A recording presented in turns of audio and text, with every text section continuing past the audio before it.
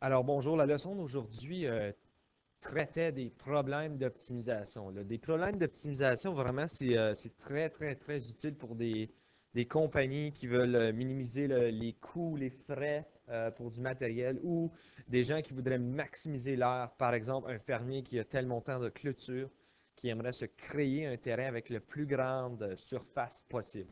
Nous allons aujourd'hui, l'exemple que je vais démontrer avec vous, mais premièrement, nous allons regarder aux étapes à suivre. Là, ces étapes-là, c'est une suggestion de ma part. OK? Je vous suggère de lire attentivement la question puis d'identifier ce qui est demandé. C'est probablement l'étape le plus difficile. OK? C'est la chose qui va vous prendre beaucoup de temps, c'est à comprendre qu'est-ce que le problème vous demande. Je vous demande de définir les variables. Un schéma est utile. D'ailleurs, je suggère un schéma à presque chaque étape pour que vous puissiez un peu voir, OK, qu'est-ce que la question me demande. Vous devez déterminer la quantité qui sera optimisée.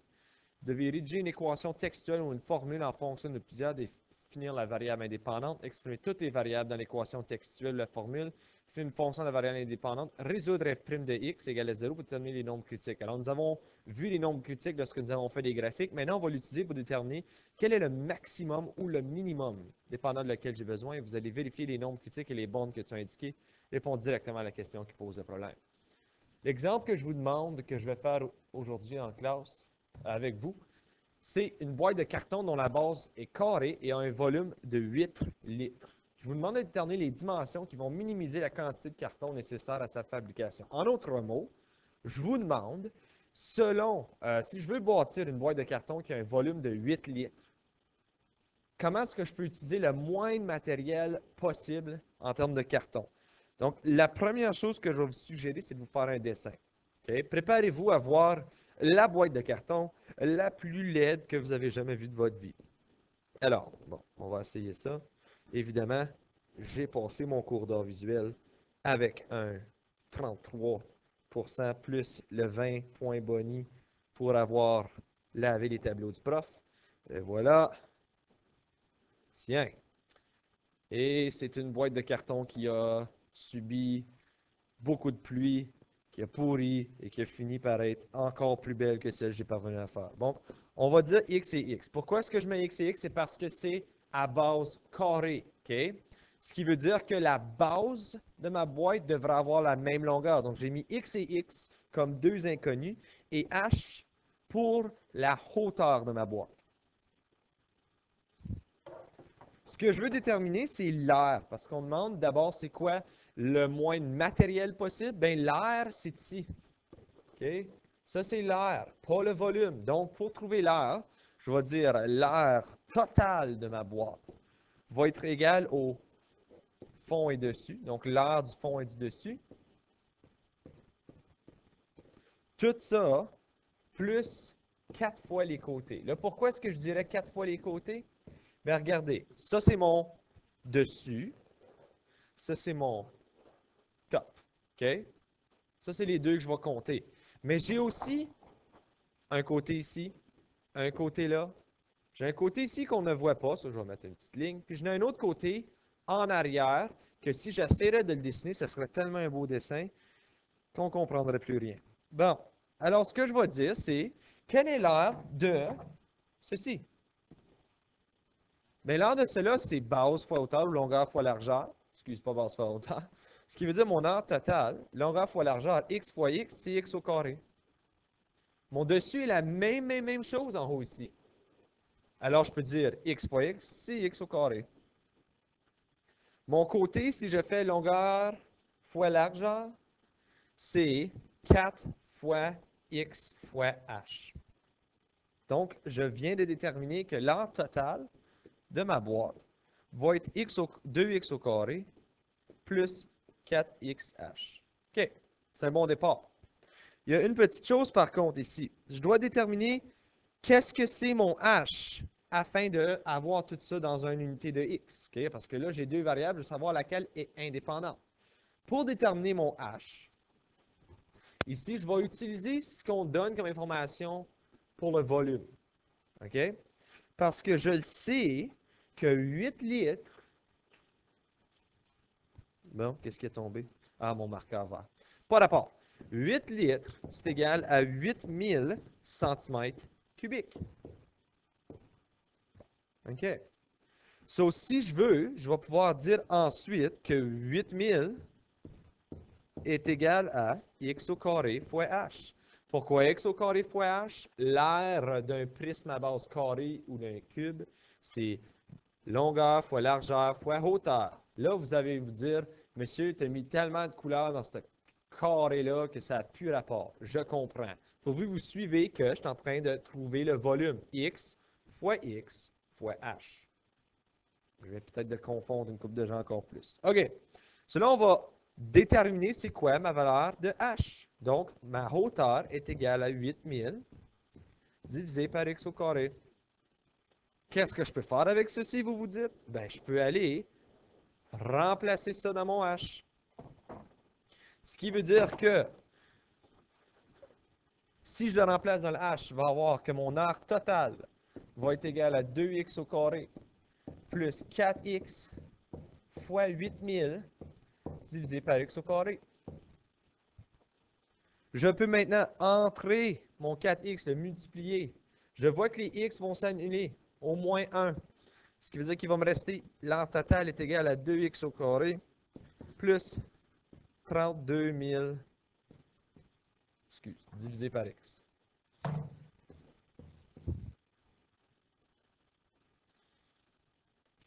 Maintenant que j'ai déterminé tout ça par rapport à ma variable indépendante qui est x, je dois déterminer la dérivée pour savoir quand est-ce que je vais avoir un point critique le plus petit possible. Donc, afin de faire ceci, je vais déterminer ma dérivée. A' de t est égal à...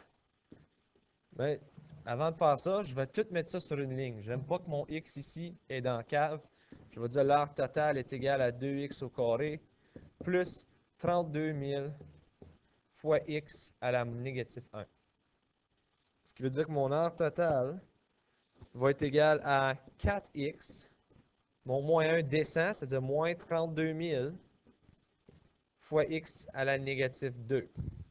Alors, ma dérivée, A' de t est égal à 4x moins 32 000 sur x au carré.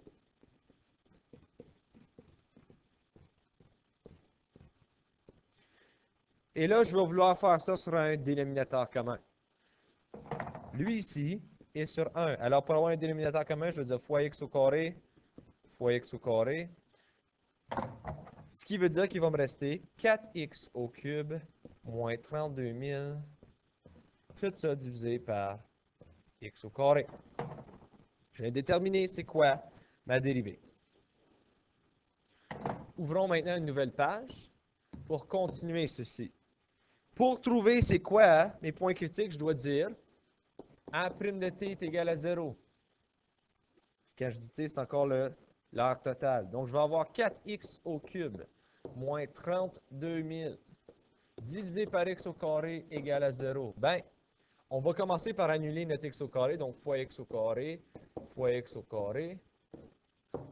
Il me reste 4x au cube moins 32 000. Et c'est quoi x au carré fois 0? Bien, c'est 0, bien sûr. Maintenant, je vais mettre mon plus 32 000. Ce qui veut dire qu'il me reste 4x au cube est égal à 32 000. Je divise par 4 des deux côtés. Il me reste que x au cube est égal à 8 000. Je fais à la 1 tiers par la loi des exposants ou la racine cubique. Ça me dit que x est égal à 20. Ce qui veut dire que mon côté x va être égal à 20. Comment est-ce que je pourrais trouver maintenant c'est quoi mon côté y, mon côté h, pardon? Bien, tantôt on a déterminé que h est égal à 8000 sur x au carré. Ce qui veut dire que je vais avoir h est égal à 8000 sur 20 au carré. Donc, h est égal à 20 également. Prenez votre calculatrice, vous allez finir par avoir la même réponse. Ce qui veut dire que, afin de minimiser la quantité de carton nécessaire, ça veut dire que on va avoir une boîte qui mesure 20 cm par 20 cm par 20 cm. Donc, afin de nous sauver de l'argent sur le matériel, il serait plus efficace que nous ayons un cube qu'un prisme à base carrée. Ceci dit, pour le deuxième exercice, on change un peu la game parce que, oui, c'est facile de savoir qu'un cube va habituellement donner le meilleur volume possible. C'est logique. Mais là, on ajoute un peu une composante réelle dans tout ça. Faut que tu payes pour le montant de carton que tu vas faire mettre. Hein? Donc, une des choses qui est importante à noter, souvent, tu veux que ton fond soit plus fort que tes autres côtés, parce que c'est là où tout le poids va être. Donc, si, mettons, le carton pour la boîte, il coûte 0,01 $ par centimètre carré, donc une scène par centimètre carré, mais le carton du fond est plus épais, il va être 3 fois plus cher que les autres. Donc là, il faut savoir, OK, c'est quoi les dimensions dans cette situation ici qui va minimiser les coûts. Alors, il faut vraiment regarder, OK, on retourne en arrière un peu. OK, tantôt, on a dit l'air, c'était, OK, la base, c'était x au carré, ou le dessous. Le top, c'était un autre x au carré. Et ensuite, c'était plus 4 fois xh. Right? So là, mettons que ceci... OK, je vais laisser faire le premier pour tout de suite. So ici, par centimètre carré, pour le top, ce serait une scène. Et ensuite, ici, ce serait une scène aussi par centimètre carré pour les quatre côtés. Puis là, je vais dire fois 4x. Puis là, on sait que la hauteur, c'était 8000 sur x au carré. On l'a trouvé auparavant. Mais pour le fond, c'est 3 fois plus cher. Donc, le fond, ce serait 3 cents. 0,03 fois x au carré. Donc, ça, c'est ma nouvelle situation maintenant. Je veux savoir, alright, les dimensions qui vont minimiser les coûts dans cette situation ici, avec les restrictions selon les frais que ça va me coûter pour construire cette boîte-là. Donc, si je regarde à ceci, OK, je peux regrouper les termes communs. Donc, j'ai 0,04 x au carré. Et de l'autre côté, je regarde plus 0,04 x fois 8000 sur x au carré. Maintenant aussi, je peux simplifier le 0,04x fois 8000 sur x au carré. Donc, 0,04x au carré plus 320 sur x. Et maintenant, c'est le même principe. Hein? Je vais aller chercher la dérivée de cette situation-là. Alors, je n'oublie pas d'écrire tout ça sur le même niveau. Donc, je fais la dérivée en prime.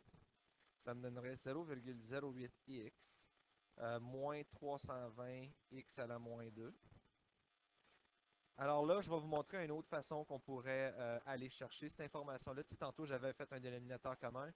Une autre affaire que vous pouvez faire, c'est que vous pouvez factoriser x exposant à moins 2 dans ce cas ici. Oh, pardon, c'est lorsque la dérivée est 0. Désolé. Parce qu'on cherche un extrémum. Donc, je factorise x à la moins 2. Il va donc me rester 0,08 x à la 3 moins 320. Et là, je pourrais, nécessairement, si je cherche les moments pour lesquels ceci donne 0, bien x à la moins 2, ça ne donnera jamais 0 parce que c'est 1 sur x au carré. Right? Donc, celle-là, je peux l'ignorer. Ce qui devient important en ce moment, c'est 0,08 x au cube moins 320. Tu aurais pu, il y en a qui ont dit, OK, mais moi, j'ai fait fois x au carré des deux côtés, ça donnerait la même chose. Ou tu peux juste user une logique pour dire que ceci, ce ne sera jamais 0. Donc, ça ne compte pas dans la situation. Puis ça, on a vu ça en fonction avancée avec les fonctions rationnelles. Donc, maintenant, si je veux isoler, ça va donc me donner que 320 sur 0,08 exposant 1 tiers me donnerait mon x dans cette situation-là. Donc, ça va me donner 15,87 cm comme valeur de x. Donc là, on voit vraiment, wow, OK, tantôt c'était 20, mais maintenant, avec les restrictions que j'ai sur la base ou le fond de la boîte de carton, maintenant, la situation idéale, c'est là avec 15,87 cm. Et là, je peux utiliser cette logique-là pour aller chercher la valeur de h, qui serait 8000 sur 15,87 au carré. Et ça va te donner que ta hauteur est 31,76 cm. Donc, les dimensions maintenant, c'est 15,87 par 15,87 par 31,76. Donc là, on va aller avec une boîte plus haute dans cette situation-là et moins long et large parce que les côtés coûtent beaucoup moins cher que la base dans cette situation-là. Donc, ceci met fin à la leçon d'aujourd'hui. Si jamais vous avez des questions, n'hésitez pas à communiquer avec moi.